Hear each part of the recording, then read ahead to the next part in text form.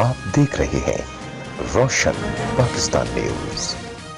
یورپی یونین کے وفد کا شاہبندر تحصیل کے گاؤں عبدالرحمن اپلانو اور شہر میں rural health centre middle high school کا دورہ۔ ٹیم کے ہمراہ رورل ہیلتھ سینٹر میں پہنچ کر مریضوں اور ڈاکٹر سے ہیلتھ کے حوالے سے تفصیلات لیں، جبکہ مختلف اسکولوں کا دورہ بھی کیا۔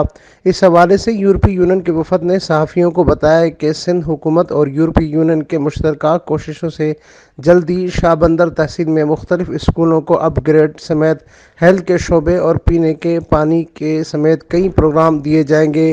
یاد رہے کہ یورپی یونین اور سندھ حکومت کے تعاون سے سندھ میں مختلف 6 شہروں کو ماڈل ٹاؤن بنانے کا پروجیکٹ شروع کیا جا رہا ہے، جس میں سجاول ضلع کے 2 شہروں چوہر جمالی دڑو کو منتخب کیا گیا ہے، جس میں اولیت کی بنیاد پر چوہر جمالی سٹی پر کام شروع کیا جائے گا۔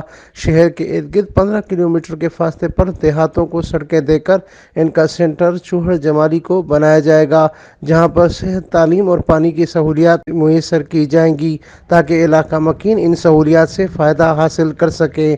اس پروجیکٹ کی اسکیم کی لاگت 3 ارب روپوں سے زائد بتائی جا رہی ہے۔ امین فاروقی، روشن پاکستان نیوز، ٹھٹہ، سندھ۔